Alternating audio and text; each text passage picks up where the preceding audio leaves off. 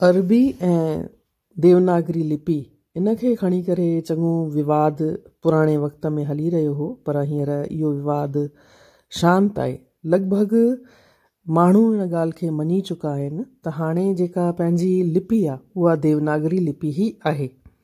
छो त अॼुकल्ह ॿार देवनागरी लिपीअ में ई जेकी बि पढ़ाई कनि था त उहा देवनागरी लिपीअ में ई, सोशल मीडिया ते बि देवनागरी लिपीअ में किताब बि लिखजनि पिया, NCPSL में या ॿियनि हंधि, त उते बि देवनागरी लिपीअ में बि लिखजनि पिया। हालांकि अरबी लिखण ते बि का झल कान्हे, पर हिकु साहित्य अकादमी आहे जेका इनाम अता कंदे वक़्तु रुॻो अरबी लिपीअ खे ई ॾींदी आहे। बाक़ी हर जॻह ते देवनागरी लिपि हले पई। त इहो विवाद अमूमन शांत थी चुको आहे त भई कहिड़ी लिपि देवनागरी ई आहे ऐं इन ॻाल्हि खे सभिनी मञी वरितो आहे। पर जेको विवाद हली रहियो आहे उहो आहे देवनागरी लिपीअ में बि अरबी लफ़्ज़ अचनि या निज सिंधी। इन ॻाल्हि ते घणो विवाद हली रहियो आहे। त मुंहिंजो इन ॻाल्हि बाबति वीचार इहो आहे त इहो नथो थी सघे त असां जेॾी महिल सिंधी ॻाल्हायूं त उन में निज सिंधी अखरनि सां ई पंहिंजी ॻाल्हि पूरी कयूं। छो त इन में अरबी लफ़्ज़ जज़्ब थी चुका आहिनि ऐं इहो बि नथो थी सघे त रुॻो अरबी अखरनि सां ई पंहिंजी ॻाल्हि पूरी कयूं। अखर माना लफ़्ज़, ऐं जीअं पाण ॿोली माना भाषा। त अरबी अखरनि सां ई पाण अगरि ॻाल्हि पूरी कंदासीं त उहा उर्दू थी लॻे, ऐं जे हिंदी अखरनि सां था ॻाल्हि पूरी कयूं, उनजो सिंधियोनाइज़ेशन था कयूं, स्वरांत था ठाहे छॾियूं, त उहा वरी हिंदी थी लॻे। त ॿिन्हिनि तरफ़ एक्सट्रीम आहे, अति आहे।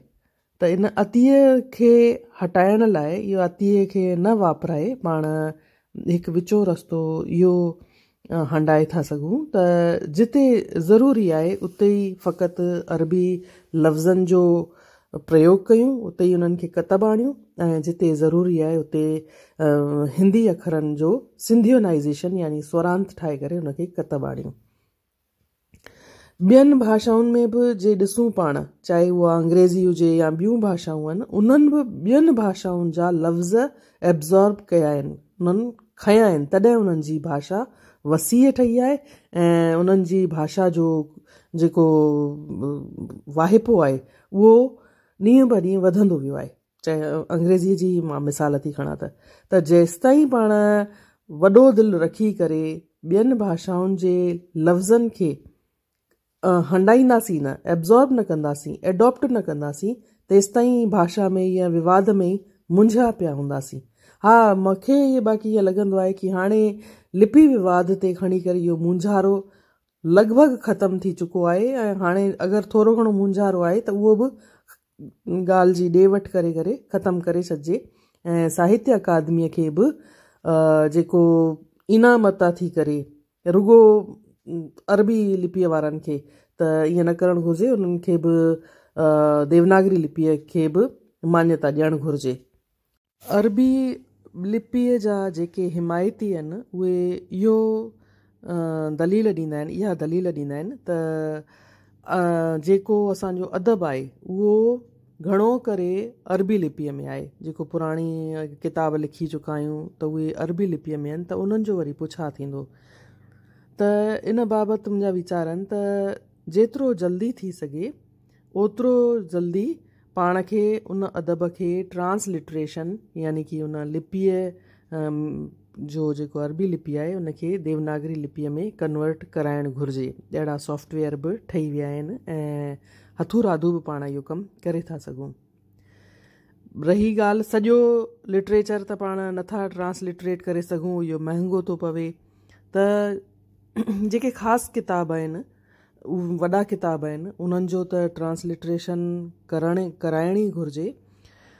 पर जेके नंढा किताब आहिनि ऐं माण्हुनि जी उन्हनि में रुचि आहे त असां ॿियो बि अञा अदब पढ़ूं भई अरबी लिपीअ में ई, त पोइ मां इन बाबति चवंदमि त अगरि मुंहिंजी दिलचस्पी जर्मन लिटरेचर पढ़ण में आहे या फ्रेंच लिटरेचर पढ़ण में आहे त पोइ मूंखे छा करिणो पवंदो, उहा लिपि पढ़णी पवंदी, सिखणी पवंदी। त जिन जी रुचि या दिलचस्पी अगरि सिंधी अदब खे पढ़ण में वधीक आहे, सिंधी साहित्य खे पढ़ण में वधीक आहे, त उन्हनि खे अरबी लिपि सिखणी ई पवंदी।